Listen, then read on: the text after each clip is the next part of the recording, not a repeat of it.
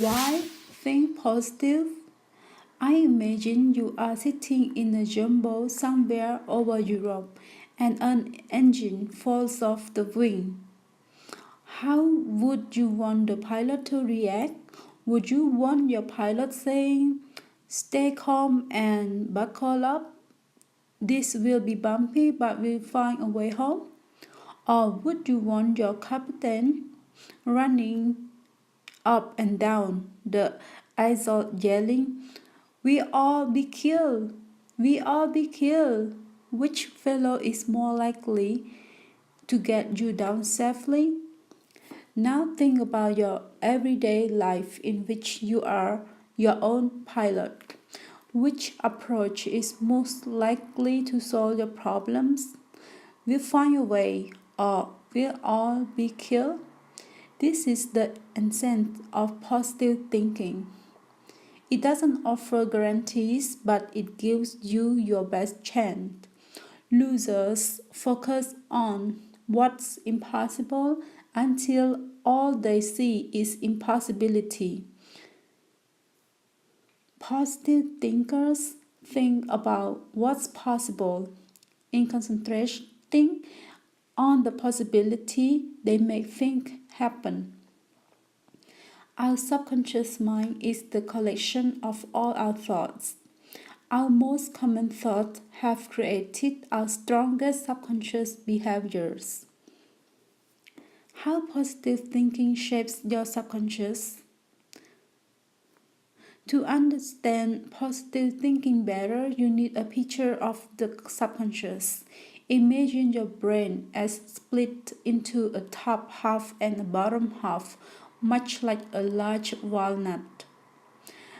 The top half is your conscious mind, containing your passing thoughts. The bottom half is your subconscious.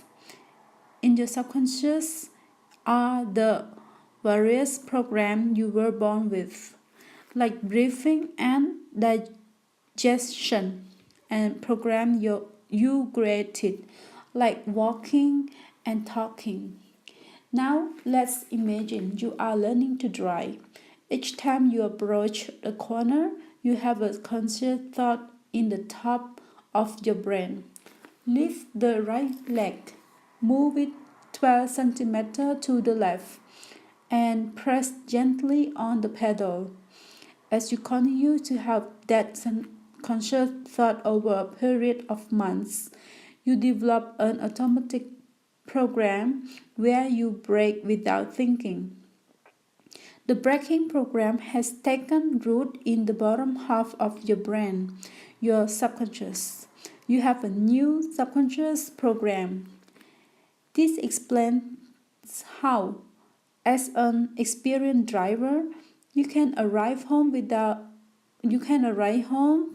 after driving for 5 hours and say to yourself, "I don't even remember driving the car." Your subconscious did the whole thing. Any conscious thought repeated over a period of time becomes a program. So, what happens if, for example, you have a conscious thought over a period of years, "I'm always broke"? You develop an automatic program where you don't have to think. You can make yourself broke without any conscious effort. How does this fit with positive thinking? Simple. You have about 50,000 thoughts a day. For most of us, they are mainly negative thoughts. "I'm getting fat. I've got a bad memory. I can't pay my bills. Nothing I do ever works." With mostly negative thoughts, what kind of subconscious behavior do we get? Mostly negative behavior, which sabotages our life and health without our even thinking. People wonder why they end up broke and miserable. Yet they have created their own automatic patterns through their repetitive thoughts.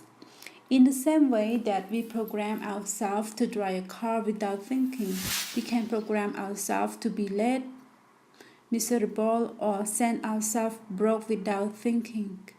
And then we blame God. Now, here's what exciting.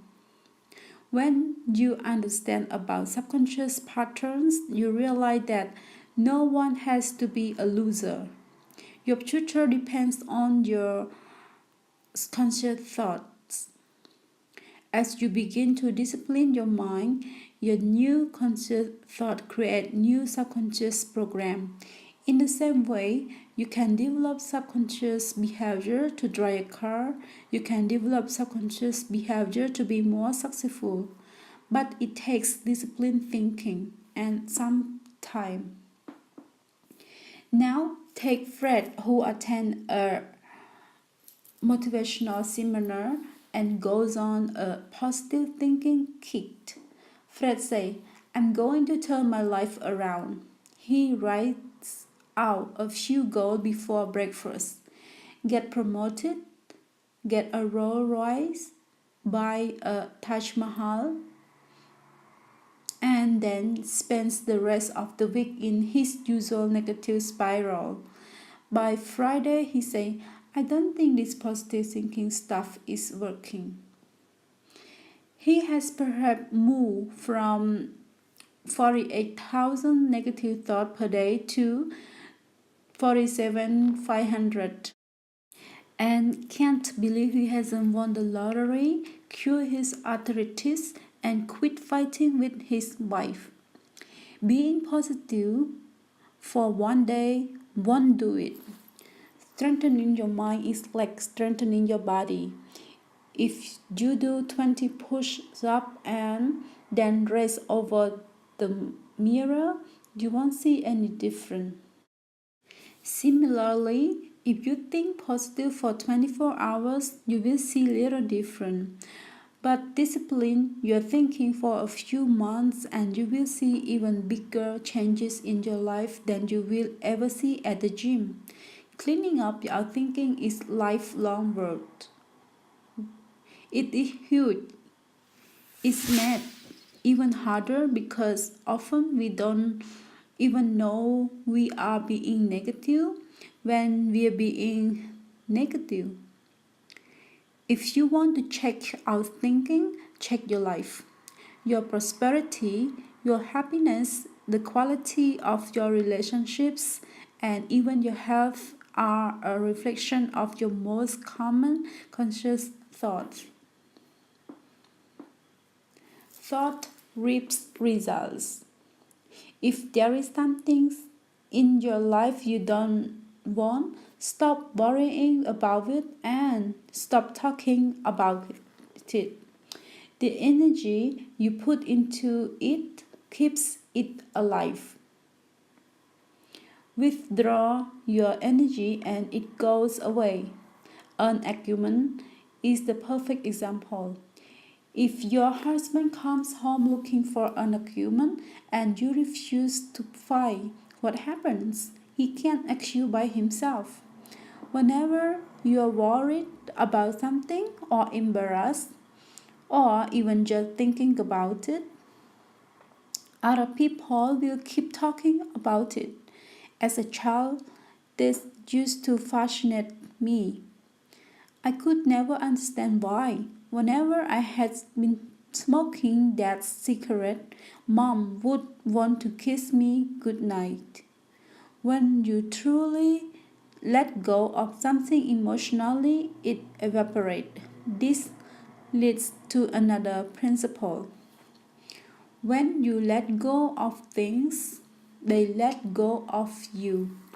As long as you are defending yourself, people will attack you. Why? Because we only defend ourselves when we are unsure of our positions. Really? Example, let's say your neighbor accuses you of being a Martian for outer space. Would you leap headlong into an argument about aliens? No, you know you're not a Martian, so you would probably laugh. Example, let's say you are the subject of office gossip. Gossip. If you start issuing public statements and declaring your innocence, you fuel the fire. Ignore it and it will pass. Am I saying you don't defend yourself?